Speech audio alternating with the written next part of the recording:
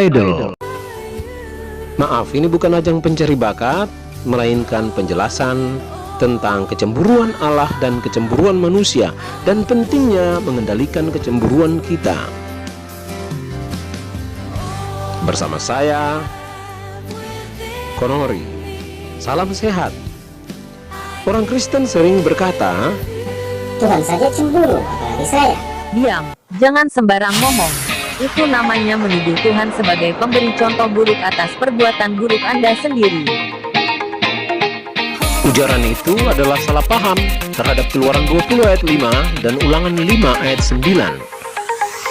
Sebab apakah kecemburuan manusia sama dengan kecemburuan Allah? Tidak. Mirip tapi beda. Perjanjian Lama Ibrani membedakan antara kanau yang digunakan hanya untuk Allah dengan kaunau yang digunakan hanya untuk manusia. Asal katanya sama, tapi berbeda bunyi dan penggunaan. Kaunau, cemburu, bekerja dengan diam. Perhatikan ini.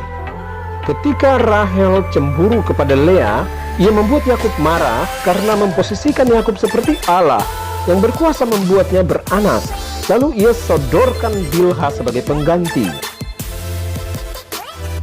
Nah, efek kecemburuan Rahel itu bekerja dengan giat melawan otoritas Allah, sehingga membangkitkan kemarahan Yakub, meneruskan budaya istri pengganti. Budaya pinjam rahim berkembang, atau pabrik anak, menjadi contoh model bagi Lea untuk melakukan hal yang sama dalam rivalitas mereka.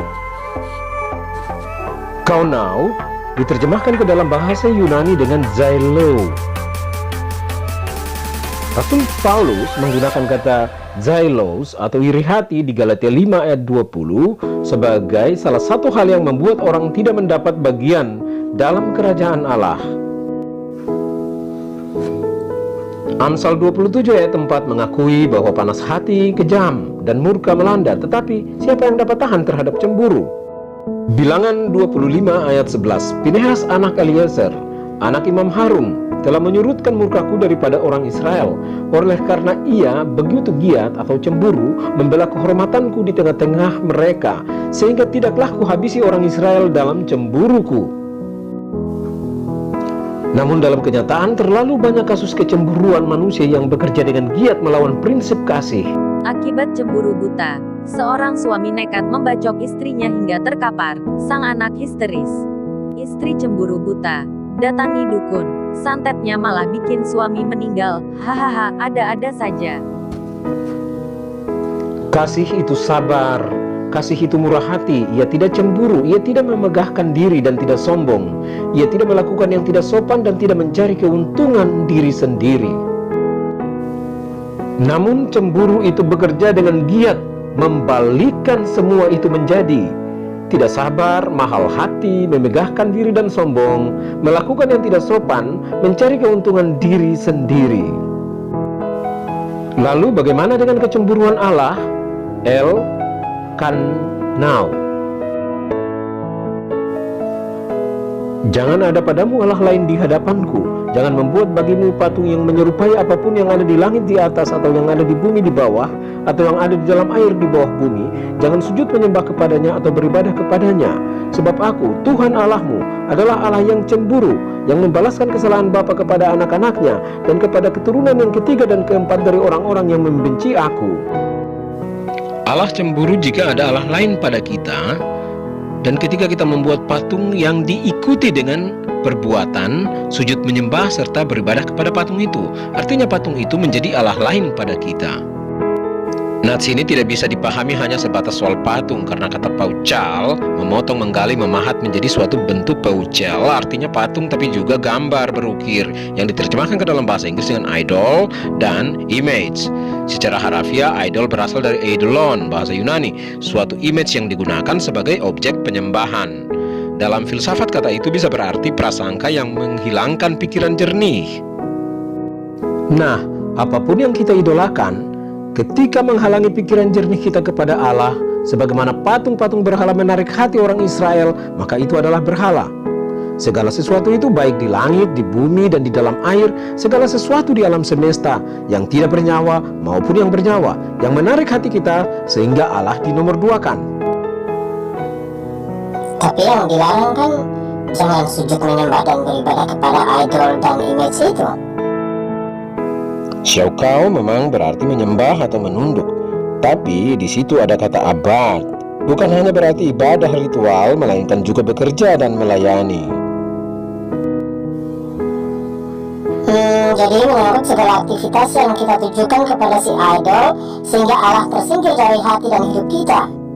Tepat sekali.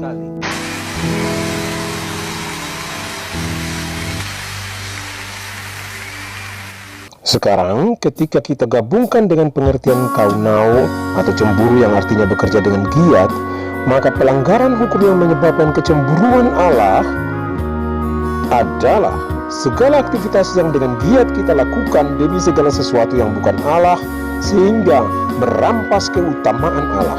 Siapa yang berbuat demikian dianggap sebagai orang-orang yang membenci Allah, sehingga mendapatkan balasan murka sampai keturunan yang ketiga dan keempat. Ini masalah besar untuk kita karena menghantam pekerjaan, hobi, perhatian pada keluarga, dan semua aktivitas pikiran dan tindakan kita. Solusinya ada pada Yesus ketika guru hebat itu memproklamirkan penyembahan dalam roh dan kebenaran. Yohanes 4 ayat 23. Tetapi saatnya akan datang dan sudah tiba sekarang bahwa penyembah-penyembah benar akan menyembah Bapa dalam roh dan kebenaran, sebab Bapa menghendaki penyembah-penyembah demikian. Roh tidak terikat oleh ruang dan waktu. Ia ada dimanapun dan kapanpun. Dimanapun dan kapanpun kita dapat dan harus menyembah Allah. Ini prinsip mutlak ibadah perjanjian baru. Ini membuat ibadah di gedung gereja harus dipahami sebagai bagian kecil dari keseluruhan liturgi kehidupan. Prinsip mutlak ibadah perjanjian baru ini diajarkan oleh Yesus kepada Nikodemus dalam Yohanes 3 ayatnya yang ke-8. Angin bertiup kemana ia mau dan engkau mendengar bunyinya, tetapi engkau tidak tahu dari mana ia datang atau kemana ia pergi. Demikian hanya dengan tiap-tiap orang yang lahir dari roh, karena oleh roh mereka menjadikan hidup mereka seluruhnya sebagai liturgi.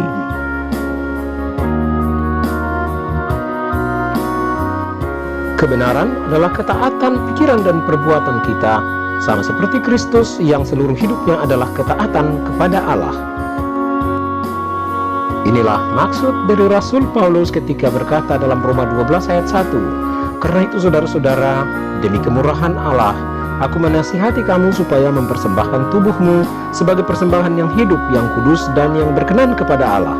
Itu adalah ibadahmu yang sejati." Hal ini sejalan dengan perkataannya yang lain sebagaimana terdapat dalam Kolose 3 ayat 17. Dan segala sesuatu, ingat, segala sesuatu yang kamu lakukan dengan perkataan atau perbuatan, lakukanlah semuanya itu dalam nama Tuhan Yesus sambil mengucap syukur oleh Dia kepada Allah Bapa kita. Seluruh liturgi kehidupan adalah persembahan syukur kepada Allah dalam nama Tuhan Yesus Kristus. Itulah penyembahan sejati dalam roh dan kebenaran. Kita kembali ke soal kecemburuan. Kecemburuan manusia adalah hal yang alamiah dalam menjaga milik atau menjadi pendorong untuk suatu kesuksesan. Tapi jika berlebihan dapat menjadi bahaya karena mendatangkan kecemburuan dan murka Allah. Dalam cemburu, iri hati, dan penyembahan berhala, orang bekerja dan melayani ketakutan, kebodohan, nafsu, kemarahan, kerakusan, kesombongan dalam dirinya sendiri dengan mengambil apa-apa yang di langit, di bumi, di bawah bumi sebagai idol dan image-nya. Jadi ia melayani dirinya sendiri dalam idolanya sampai Allah menjadi tidak menarik atau dibencinya malah. Kamu di mana? Sama siapa? Cowok atau cewek? Siapa dia? Pulang jam berapa? Kenapa tidak sekarang? Orang menghabiskan waktu dan energi bergiat memata-matai, memeriksa HP, menginterogasi pasangan, hingga melabrak orang yang dicurigai. Itu menunjukkan bahwa pasangannya telah menjadi idol, ilah sekaligus image, gambar dan rupa dirinya. Image itu ego kita, cenderung lebih kuat daripada idol. Image menegaskan hak milik, sebagian atau seutuhnya dari diri kita yang melekat pada idol. Jika idolnya diambil, maka gambar dan rupa dirinya pun hilang. Tak heran ada orang yang melakukan kekerasan bahkan pada pasangannya, atau mengalami frustrasi berat sampai dengan bunuh diri. Kuatnya image pada idol terlihat ketika dengan mudahnya orang menggantikan Allah dengan Allah lain atau berganti pasangan. Politeis dan poligami adalah bukti bahwa image lebih kuat daripada idol. Begitupun orang yang pindah agama. Semua itu menunjukkan bahwa kita lebih cenderung melayani diri sendiri daripada melayani Tuhan sang idol, melayani orang yang kita cintai, atau melayani ilah-ilah. Kita adalah imago Dei, gambar Allah. Allah berhak menerapkan egonya pada kita. Faktanya terbalik, bahwa kitalah yang menerapkan dengan giat ego kita kepada Allah, sesama manusia, dan seluruh ciptaan. Karena itu firman-Nya memperingatkan kita, jangan ada padamu idol lain di hadapanku, dan jangan membuat image untuk egomu dari segala sesuatu yang ada di alam semesta ini. Aku adalah Allah yang cemburu.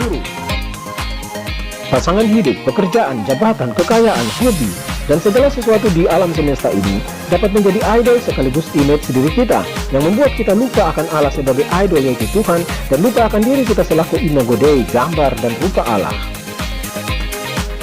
Ketika orang terbakar api cemburu, apa yang buruk bagi rivalnya dapat ia lakukan. Ia juga dapat mengabaikan sesama manusia, pekerjaan, bahkan sekalipun itu adalah anak-anaknya sendiri, akan ditinggalkan demi melayani dirinya yang sedang cemburu. Orang yang terbakar api cemburu akan seperti membanting seluruh perintah Tuhan.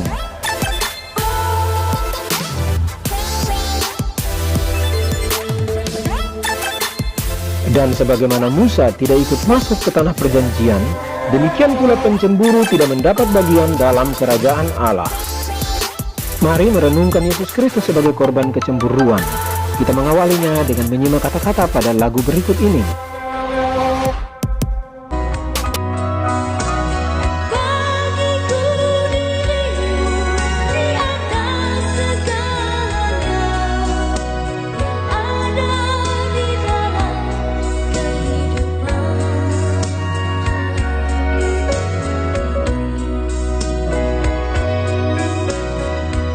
Bagiku dirimu di atas segalanya yang ada di dalam kehidupan ini. Oh, kekasihmu adalah Allah lainmu. Tidak bermaksud begitu. Tapi faktanya memang begitu. Tuhan Allah pantas cemburu karena umatnya bukan hanya menyembah Allah lain dan patung berhala, melainkan juga telah membuat sesamanya manusia, kekasih, anak, orang tua, artis, atlet, pejabat negara, dan sebagainya menjadi rival bagi Allah. Banyak orang mengabaikan Allah demi karir, hiburan, seks, pendidikan, dan riset di angkasa, di atas dan di perut bumi, dan di dalam laut. Semua itu telah menjadi ilah lain dan idola manusia, yang membuat manusia memberikan lebih banyak waktu, tenaga, pemikiran, dan uangnya. Perhatikan apa yang diajarkan Tuhan ketika memerintahkan Abraham untuk mempersembahkan anaknya Ishak sebagai korban bakaran. Padahal anak itulah yang dijanjikan dan dinantikan sedemikian lama. Tuhan berkata, ambillah anakmu yang tunggal itu, yang engkau kasihi, yakni Ishak.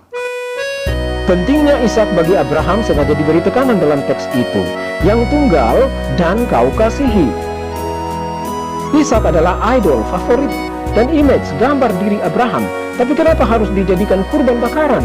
Allah seperti mempermainkan Abraham, memutarbalikkan janjinya. Itu tidak adil bagi Abraham. Tapi dari situ kita pahami bahwa ada tuntutan agar Tuhan lebih dipentingkan dari apapun yang kita anggap penting. Tuhan harus jadi idol dan kita menjadi image-nya, menjadi yang kita tempatkan di atas segalanya yang ada di dalam kehidupan ini. Apakah itu yang Israel lakukan? Dan apakah itu yang kita taruh di atas segalanya? Sama seperti kelakuan Israel, Tuhan hanya penting saat kita bermasalah. Kita semua mencemburukan hati Allah dan harus menanggung pembalasan sesuai dengan yang difirmankannya. Namun Allah bermurah hati kepada kita. Ia menyediakan Yesus Kristus sebagai korban pengganti untuk menanggung apa yang harus kita tanggung.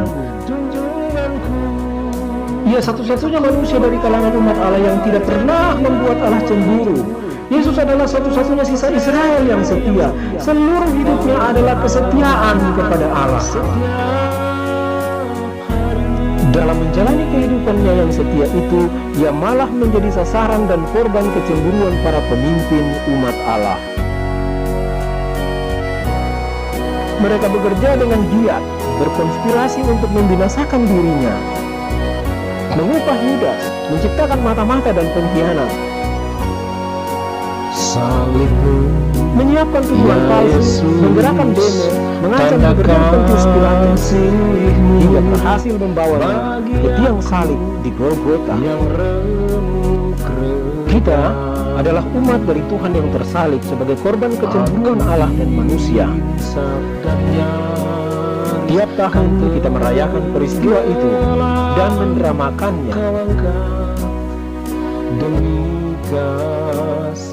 Atau di setiap Ekaristi, perayaan perjamuan kudus, semua itu tentang mengingat dan bersatu dengan Dia, korban kecemburuan Allah dan kecemburuan manusia. Mengingat untuk tidak mencemburukan hati Allah dan mengendalikan kecemburuan kita. Karena di dalam Dia, Tuhan Allah telah menaklukkan egonya, mengendalikan murkanya atas kita. Korbanmu lenyapkan banggaku, rasa kasih mesra pada